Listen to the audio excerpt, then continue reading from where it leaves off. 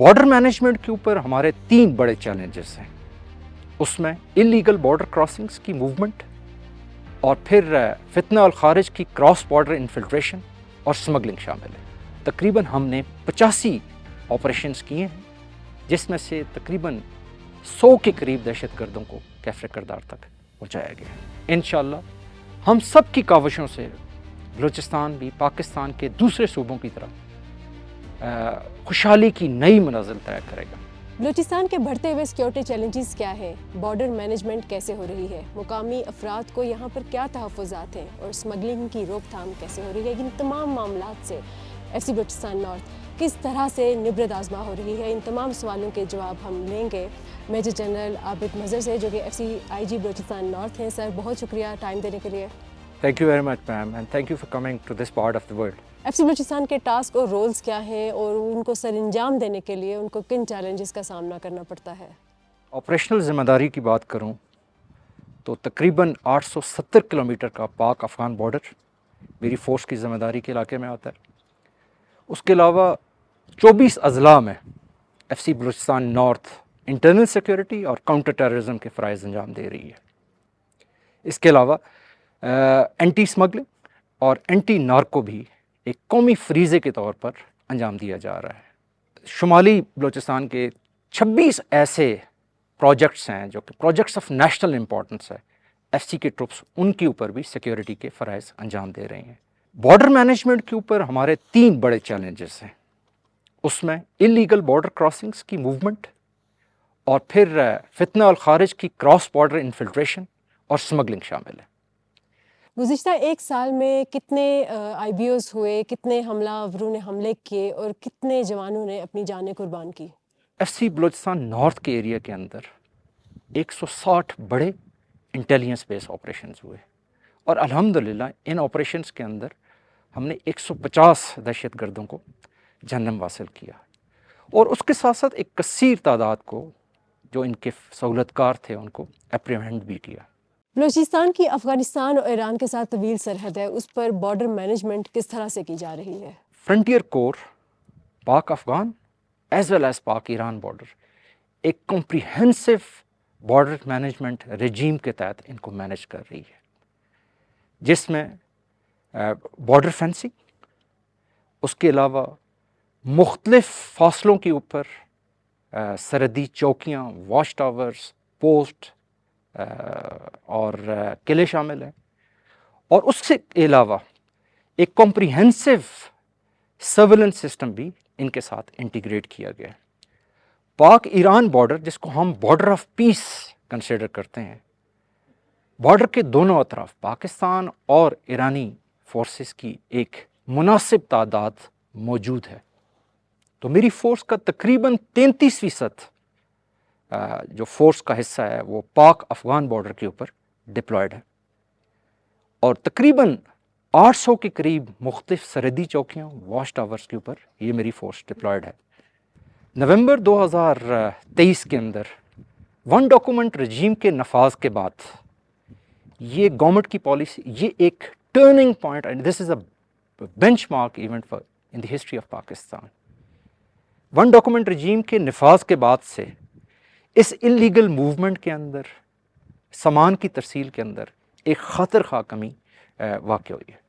नवंबर 2024 में हुकूमत पाकिस्तान ने जो एपेक्स कमेटी बनाई है उसमें ये मंजूरी दी थी कि बलूचिस्तान में दहशतगर्दों के खिलाफ जामिया यानी कि फुल फ्लेज ऑपरेशन शुरू किया जाएगा, तो उस हवाले से क्या अपडेट्स हैं? क्या वो ऑपरेशन शुरू हो चुका है? इस फैसले की बुनियाद के ऊपर पूरे बलूचिस्तान के अंदर एक सर्ज रेड के ऊपर इंटेलिजेंस बेस्ड ऑपरेशंस किए गए, जिसमें ताकि इन दहशतगर्दों और इनके सहूलतकारों को कैफरे किरदार तक पहुंचाया जा सके।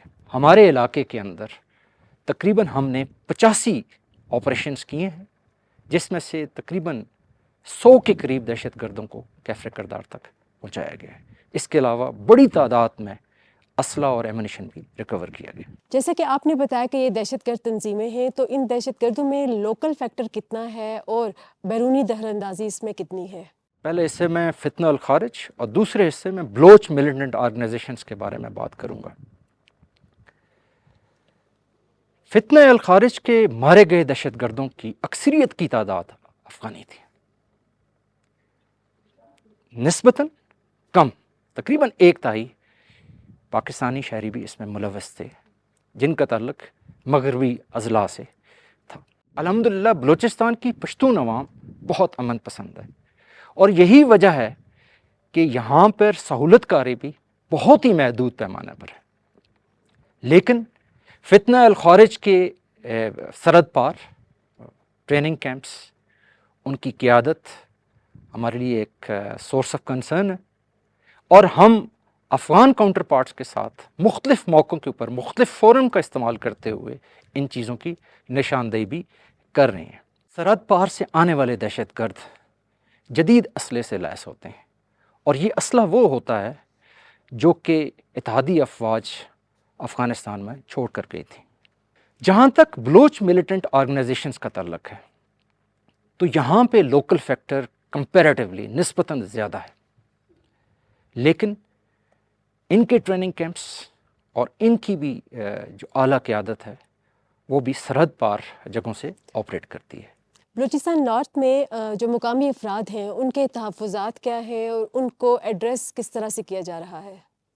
پاکستان کے کسی شہری کی طرح بلوچستان کی عوام بھی اپنے اور اپنے بچوں کے روشن مستقبل کے لیے improve law and order, good governance, functional health and educational facility کے خواہاں ہیں۔ بلوچستان میں تعلیم کے فروغ کے لیے تقریباً گورنمنٹ آف بلوچستان کے زیر انتظام 15,000 تعلیمی اداروں کے علاوہ فوج اور فرنٹیئر کور کے زیر سایہ تقریباً 130 اسکولز اور کالجز ہیں، اور ایف سی بلوچستان نارتھ کے ایریا کے اندر frontier corps public schools and colleges کی تعداد تقریباً 82 ہے، اور اس کے علاوہ تقریباً 14 ہاسٹلز ہیں ہمارے ایریا کے اندر جس میں ہم مختلف دور افتادہ علاقوں سے کے بچوں کا قیام اور ان کی تعلیم کا انتظام کر رہے ہیں۔ ہمارے ان 82 اسکولوں کے اندر تقریباً 35,000 بچے اس وقت زیر تعلیم ہیں، اور 1000 کے قریب لوکل ٹیچرز کو ہم نے ہائر کیا ہوا ہے۔ بلوچستان میں 13 کیڈٹ کالجز، جس میں 2 لیڈی کیڈٹ کالجز بھی تعلیم کی فروغ کے لیے اپنا کردار ادا کر رہے ہیں۔ صحت کی بنیادی سہولیات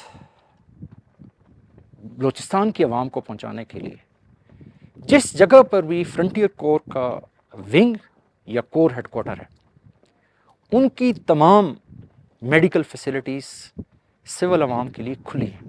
گرین پاکستان انیشیٹو کے تحت بلوچستان کے شمالی علاقوں کے اندر، شمالی ضلعوں کے اندر تقریباً 4600 ایکڑ زمین کو بھی آباد کیا گیا ہے، جس سے تقریباً 100 کے لگ بھگ خاندانوں کا کاروبار جڑا ہوا ہے۔ بلوچستان میں اشیاء خرد و نوش کی ترسیل جو ہے وہ روانی سے ہے، تو اس سلسلے میں جو اسمگل ہونے والی اشیاء ہیں اس پہ کنٹرول کیسے کیا جا رہا ہے اور ایف سی کا اس میں کیا کردار ہے؟ اسمگلنگ کی روک تھام اور فارمل ٹریڈ کے فروغ کے لیے 2023 میں کچھ فیصلہ کن اقدامات لیے گئے، جس میں ایف سی بلوچستان نارتھ کے ایریا کے اندر 11 جوائنٹ چیک پوسٹ کا قیام عمل میں لایا گیا۔ سن 2024 کے اندر ان 11 چیک پوسٹ کے علاوہ تقریباً 230 intelligence based anti smuggling operations بھی کیے گئے، اور تقریباً 15 بلین مالیت کے غیر قانونی اشیاء کو ضبط کیا گیا اور قومی خزانے میں جمع کیا گیا۔ اسمگلنگ کی مکمل روک تھام کے لیے عوامی رویوں میں تبدیلی کی ضرورت ہے۔ اس سلسلے میں بارڈر زون پر بارڈر مارکیٹس کا قیام، لوگوں کو روزگار کے متبادل ذرائع دینا بہت اہمیت کے حامل ہے۔